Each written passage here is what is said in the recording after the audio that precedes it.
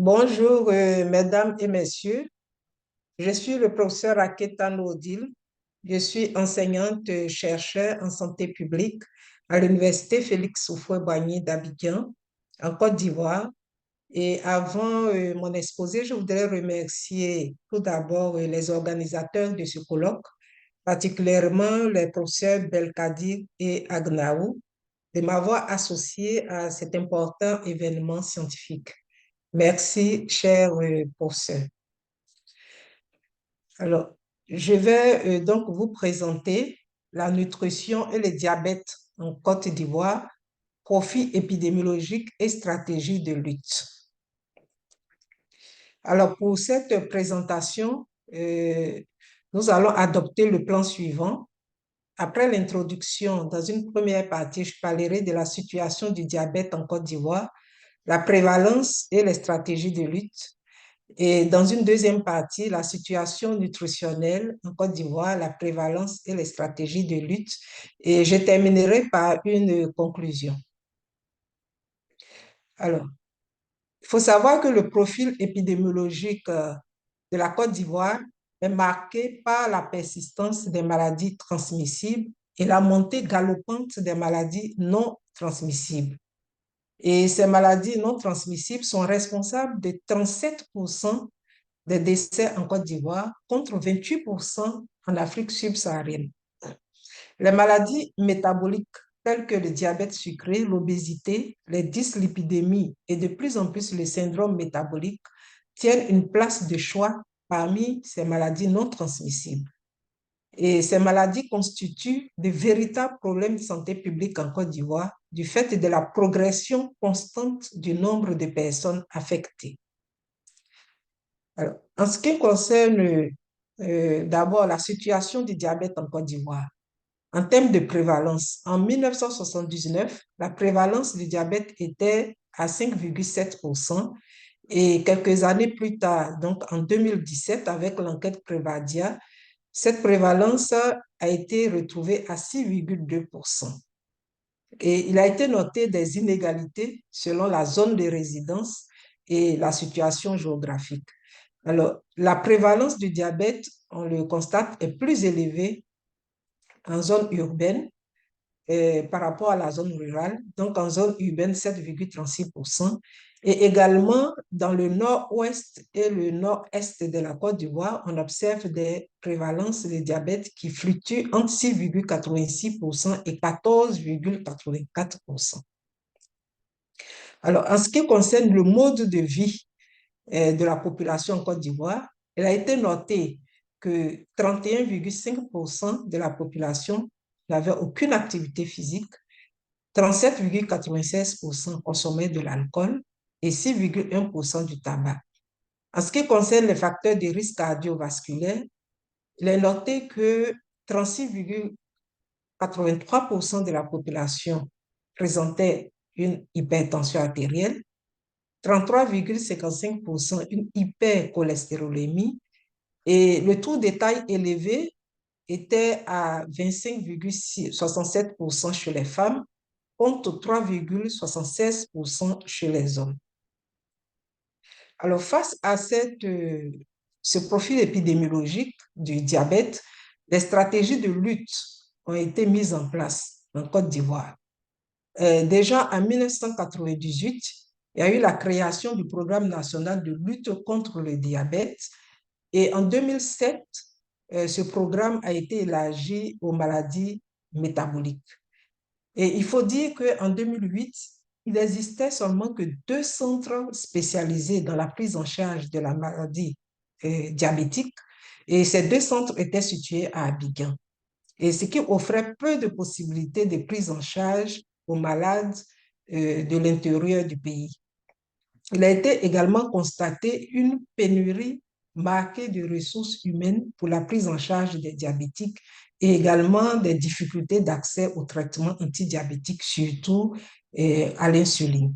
Donc, le plan stratégique 2008-2012 a été élaboré par ce nouveau programme avec plusieurs stratégies de lutte Les principales stratégies sur lesquelles se sont appuyés ce programme sont la prévention des maladies métaboliques et la prise en charge des maladies métaboliques.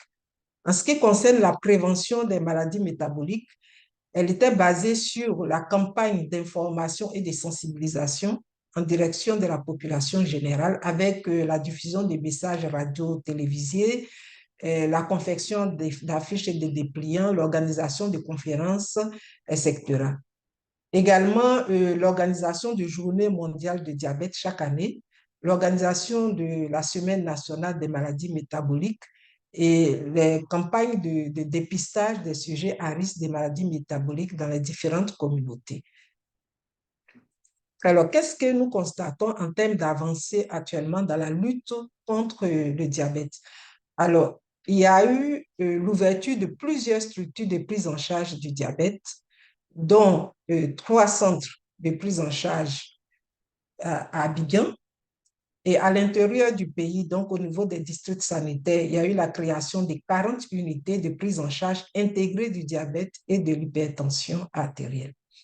Également, il y a eu la création du diplôme d'endocrinologie nutrition qui a permis la formation de plusieurs spécialistes et la réduction des coûts d'accès aux soins pour le diabète par la subvention des prix des médicaments, essentiellement l'insuline. Alors, en ce qui concerne la malnutrition en Côte d'Ivoire, alors, en termes de prévalence, la sous-nutrition en 2012, la prévalence était à 7,5% chez les enfants de moins de 5 ans, en ce qui concerne la malnutrition aiguë. Et en 2021, au niveau national, cette prévalence de la malnutrition aiguë était à 8,4%. Il y avait des inégalités également au niveau de cette prévalence. Elle était plus élevée en zone rurale, 8,8%, contre 7,9% en zone urbaine. Et au niveau le niveau d'instruction de la mère, on a constaté également que les enfants ayant une mère sans instruction, la prévalence était à 8,5% contre 3,4% chez les enfants avec une mère à niveau d'instruction supérieure.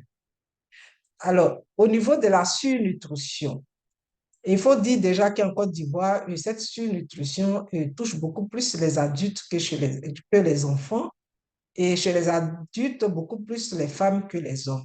Donc, en 2017, l'enquête nationale a montré que 20,36% des femmes étaient obèses contre 8,15% des hommes.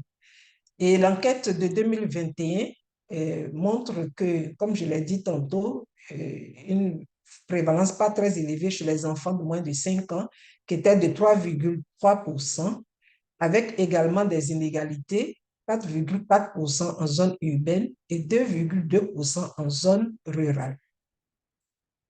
Alors, face à donc, ce profil de la malnutrition en Côte d'Ivoire, des stratégies de lutte donc, ont été mises en place.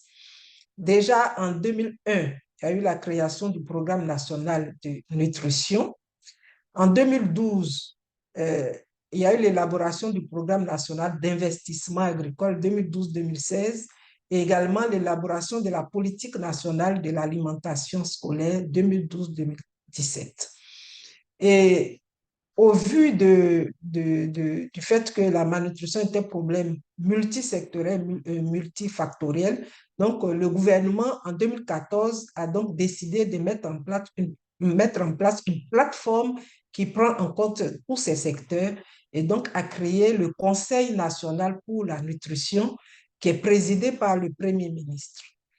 Et en 2019, donc, ce conseil de nutrition s'est élargi donc, au développement de la petite enfance. Donc, il y a eu la création du Conseil national pour la nutrition, l'alimentation et le développement de la petite enfance. Alors, donc, cette plateforme donc, a élaboré le plan national multisectoriel de nutrition 2016-2020.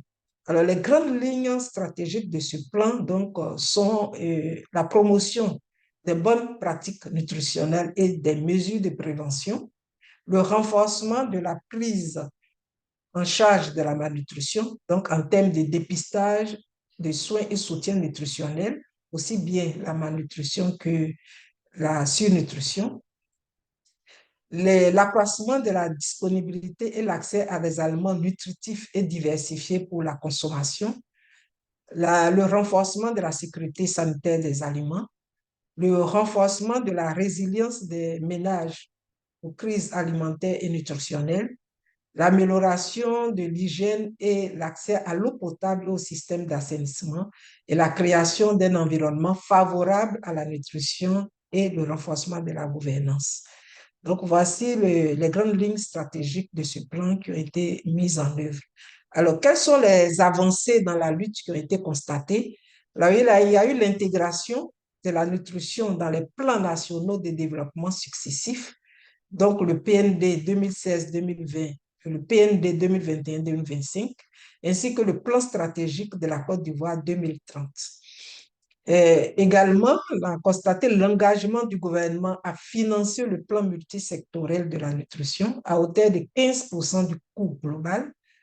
Il y a eu le renforcement de l'allocation des ressources adéquates pour la gouvernance du secteur de la nutrition et le développement de la petite enfance, et également la mise en place d'une stratégie de convergence communautaire des interventions. Donc, cela à travers la création des foyers de renforcement des activités de nutrition communautaire et de développement de la petite enfance. Alors, donc, en conclusion, nous pouvons dire que le diabète et la nutrition sont des problèmes de santé publique en Côte d'Ivoire et que le gouvernement est bien conscient de ces problèmes et il ne cesse de prendre des mesures appropriées pour la santé de la population.